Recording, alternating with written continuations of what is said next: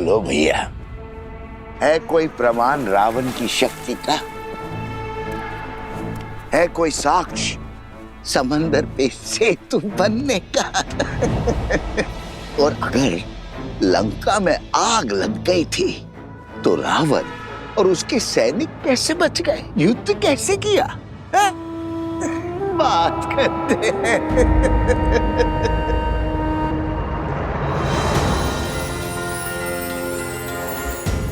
प्रभु श्री राम के यश को घटाने का प्रयास करने वाले पापी, तेरा शीश इस धड़ पे रहने के योग्य नहीं है।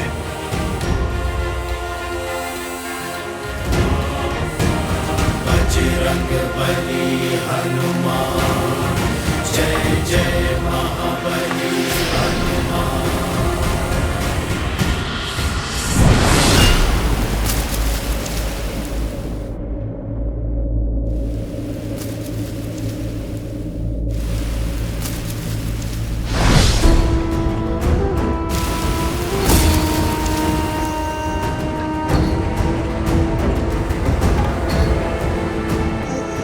बचाओ, ये वानर मुझे मार रहा है। अरे बचाओ, बचाओ, ये वानर मुझे मार रहा है। ये कैसा दुस्साहस है? ऐसे किसी को कैसे मार सकता है ये वानर? अयोध्या वासियों, देखो भैया, देखो किस निर्दयता से ये वानर मुझे मार रहा है। बचाओ, रक्षा करो अयोध्या वासियों। ना कोई तुझे बचा पाएगा और ना तू यहां से भाग सकेगा। प्रभु श्री राम की निंदा करने वाले इस हनुमान से बच के तू कहां जाएगा?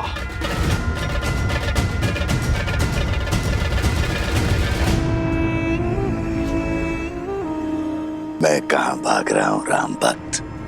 मैं तो तुम्हें भगा रहा हूं, तुम्हारे साथ खेल खेल रहा हूं। तुम मुझे पराजित नहीं कर सकते। तुम जितनी बार भी मेरा सर धड़ से अलग करोगे, उतनी बार वहां एक नया सर उत्पन्न होगा।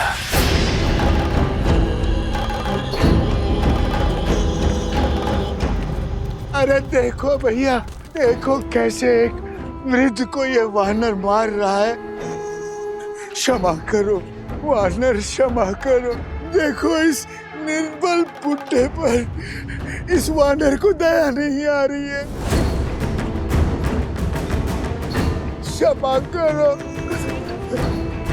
इस वृद्ध पे दया करो वानर। ये अन्याय है। श्री राम का भक्त और मित्र है, इसका अर्थ ये नहीं है कि अयोध्या की जनता पर आघात करेगा। ले चलो इस उद्दंडी को महाराज के पास, अब वही इसका न्याय करेंगे। ले चलो ऐसे, वही करेंगे न्याय। ले चलो ऐसे, वही करेंगे न्याय। इस आसुरी शक्ति की उलझन तो प्रभु ही सुलझाएंगे। जैसी आप सबकी इच्छा। चलो दिखाएंगे श्री राम को हनुमान का सत्य, और इस बेचारे को भी।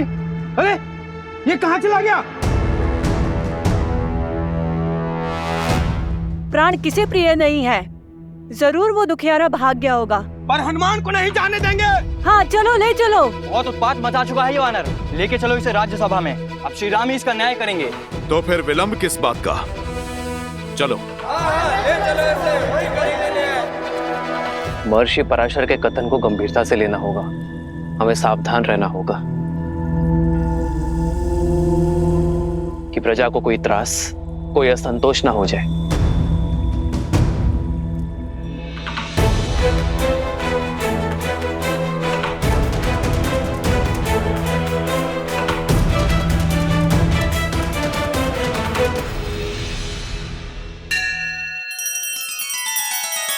श्री रामचंद्र कृपालु भजु मन हरण भव भय दारुणम। नव कंज लोचन कंज मुख कर कंज पद कंजारुणम। सिया राम, सिया राम, सिया राम, सिया राम, सिया राम, सिया राम।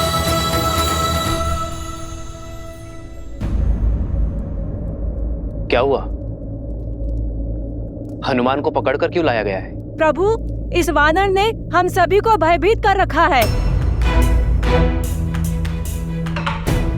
यही नहीं, इसके दूसरे साथी रावण से आपके युद्ध की असत्य कथाएं बता रहे हैं। असंभव। वानर भैया के विषय में ऐसा कुछ भी असत्य कह नहीं सकते। क्षमा चाहता हूं राजकुमार, लेकिन बड़े कुटिल हैं ये वानर और दुष्ट भी। आज इस हनुमान ने उस वृद्ध व्यक्ति के प्राण लेने का प्रयास किया। न्याय कीजिए श्री राम।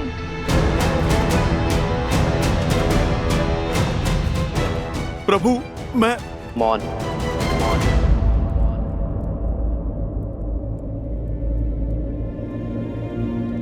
ये राम अपनी प्रजा को कभी निराश नहीं करेगा, किंतु हनुमान मेरे मित्र वानरराज सुग्रीव की प्रजा है। उसका न्याय, उसे दंड देने का अधिकार केवल मेरे मित्र वानरराज सुग्रीव को है। अयोध्या वासियों, वानरों की ओर से यदि किसी को भी असुविधा हुई हो तो मैं क्षमा चाहता हूं। मैं वचन देता हूं कि कोई भी वानर अयोध्या के किसी भी वासी को कोई क्षति नहीं पहुंचाएगा और हनुमान को किष्किंधा के नियमानुसार दंड दिया जाएगा। प्रणाम अयोध्यापति।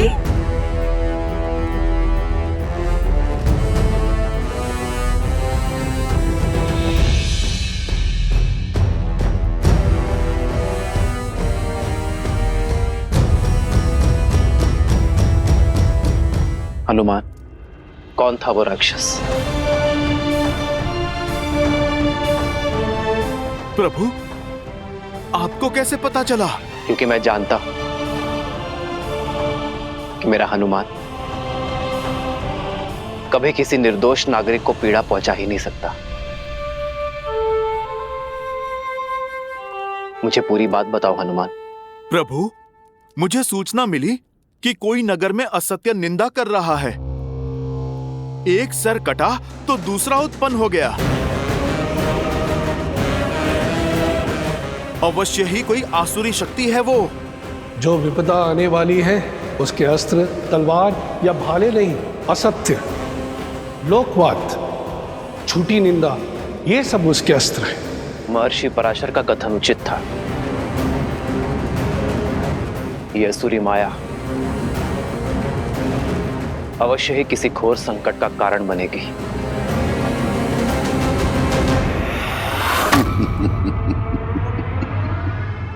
युद्ध तो अब आरंभ हुआ है राम भक्त हनुमान।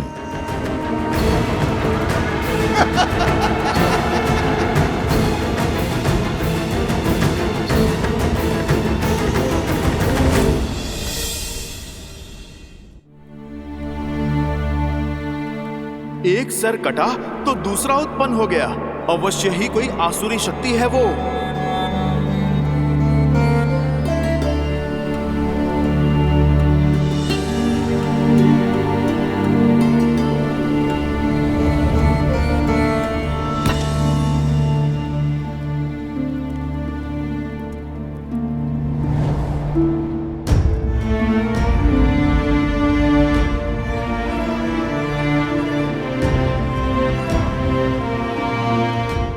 सब ठीक है ना आर्य? हर सुख दुख साथ निभाने का निर्णय लिया है ना हमने? चिंता नहीं चिंतन है सीते। राज्य अभिषेक की सौगात के साथ राज्य का दायित्व जो मिला,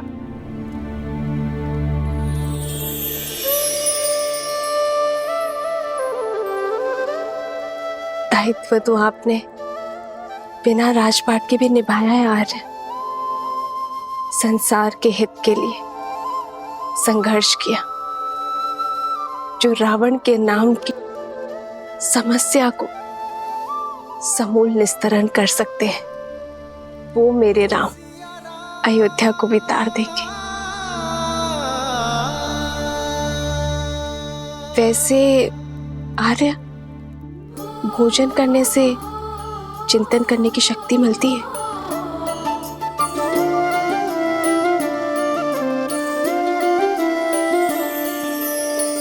जन्म जन्म का है ये संगम, राम रतन सीता वैभव धन।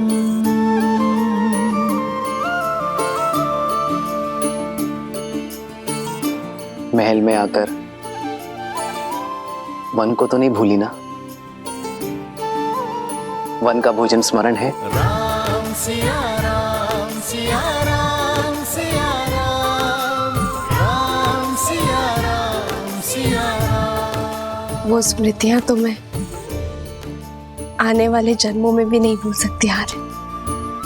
मैं तो पुनः एक बार प्रकृति की ओट में वन के जीवन का आनंद लेना चाहती हूँ। इसमें समस्या है क्या सीते? राम तो सीता की हर इच्छा पूरी करता है, और ये तो महारानी की इच्छा है। ये तो शीघ्र ही पूर्ण करूंगा।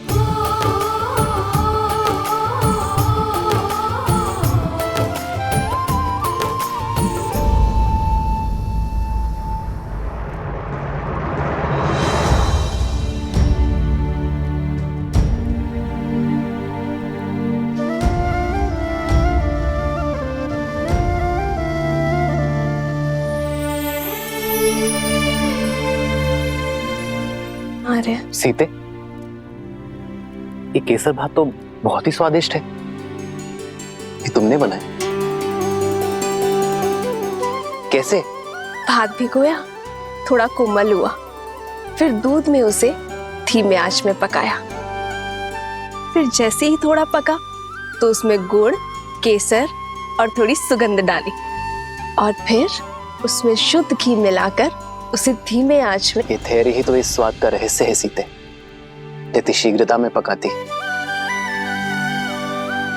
तो ये भात कच्चा रह जाता, ना सुगंध आती ना स्वाद। जीवन भी यही है सीते, चाहे संबंध हो या समस्या।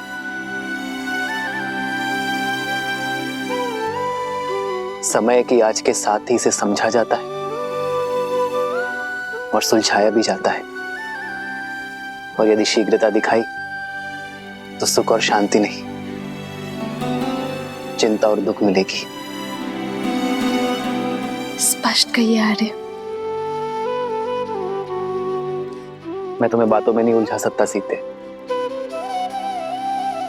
और तुमसे असत्य भी नहीं कह सकता। इसलिए समय दो सीते, क्योंकि सत्य कहने का समय अभी आया नहीं। समस्या को जानने से पूर्व उसकी चर्चा करना उचित नहीं है।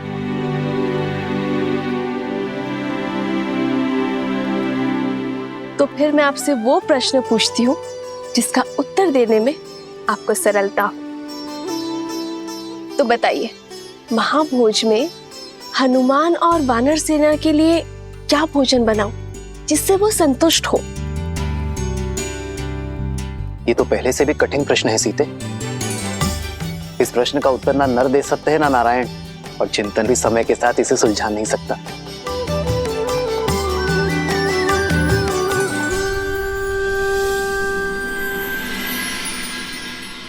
हमें प्रयास करना होगा कि किसी को धन का अभाव ना हो, और इसलिए दान नहीं, जीवन जीने के लिए रोजगार की व्यवस्था करनी होगी। दान व्यक्ति को अशक्त बनाता है, पर कार्य व्यक्ति को सक्षम बनाता है। सरयू पर बांध की व्यवस्था से अयोध्या वासियों को रोजगार भी मिलेगा और अकाल से मुक्ति भी। प्रजा और राज्य दोनों सुजलाम सुफलाम होंगे।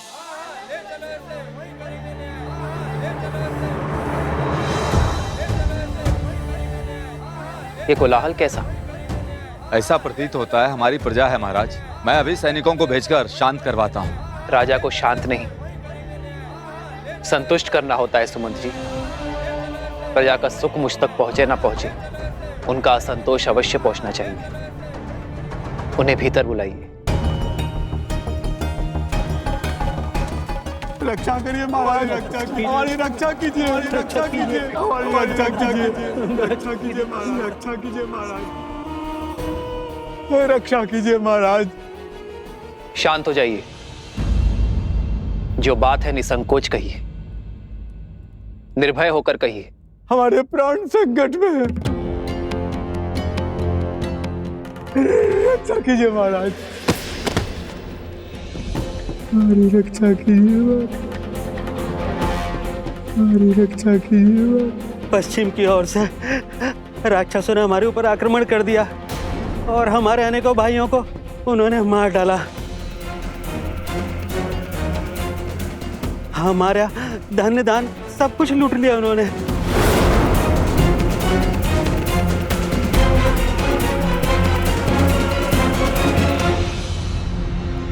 उठिए।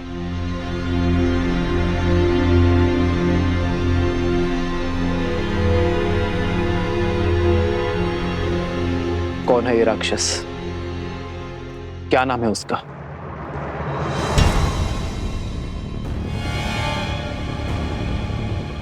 आप मौन क्यों हैं? भैया के प्रश्न का उत्तर दीजिए। उस दुष्ट राक्षस का नाम तो नहीं पता राजकुमार। मैं जानती हूँ उसका नाम।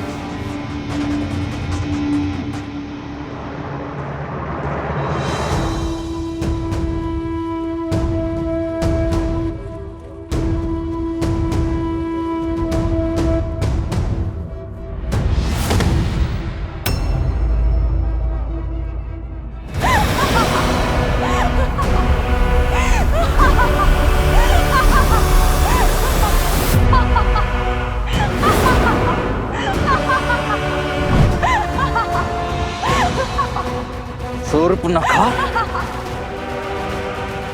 रुक जाओ लक्ष्मण। मेरे मामा भस्कर्ण ने बचाया है ये हाहाकार तुम्हारे राज्य में राम। वो भास्कर्ण जो संपूर्ण राक्षस कुल का प्रतिशोध लेंगे, हमारे खोए हुए मान सम्मान को लौटाएंगे। है बल तो आओ और लड़ो उनसे, बचा लो अपनी इस अयोध्या को।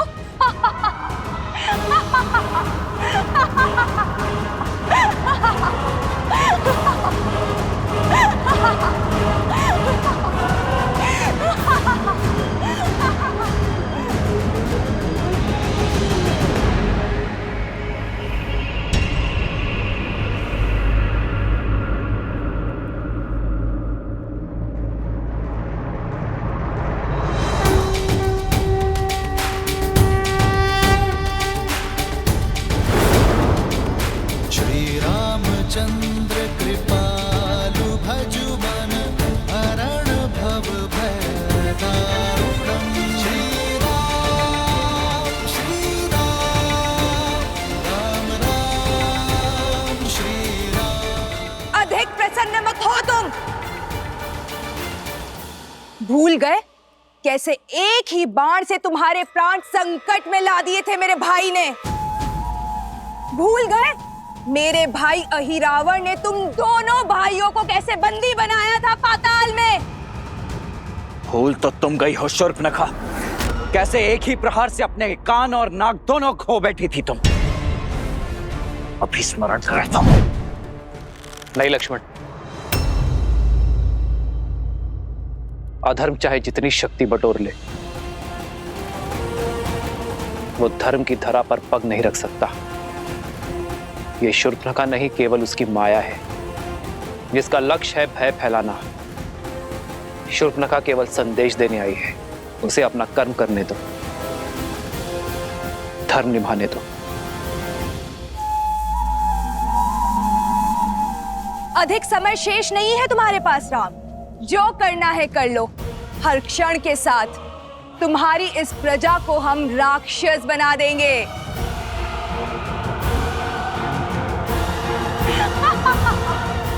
तुम्हारा कार्य पूर्ण हुआ शूर्पनखा। तुम्हारा संदेश मुझे मिल गया है। अब इस वृद्धा की देह को छोड़ दो। और हां, रामराज्य में ना भय की छाया होगी और ना ही अवगुणों की माया। जाकर कह देना भास्कर्ण से, मैं स्वयं अपनी सेना लेकर आऊंगा और यदि उसके छल में बल है तो वो मेरे निर्दोष अयोध्या वासियों को और हानि नहीं पहुंचाएगा।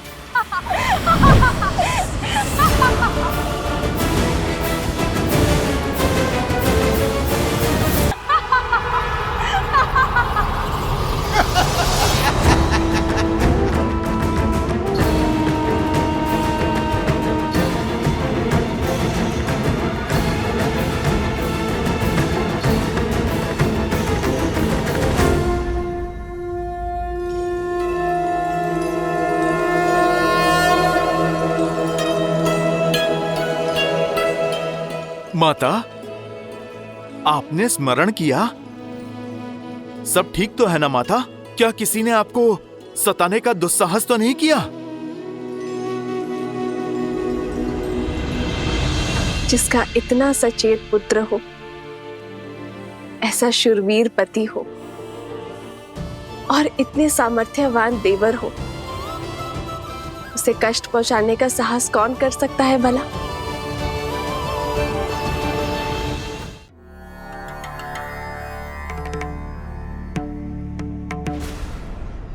सहस्त्रमुख,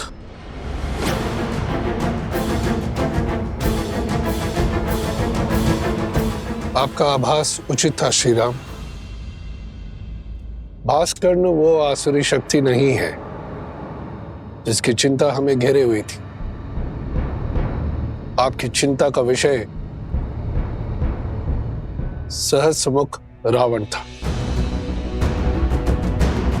हाँ ऋषिवर, समझ रहा हूं कि उसकी काली छाया प्रवेश कर चुकी है। ये वो असुरी शक्ति है जो बाहर से नहीं भीतर से प्रहार करती है। लोक अपवाद और असंतोष उसके अस्त्र है।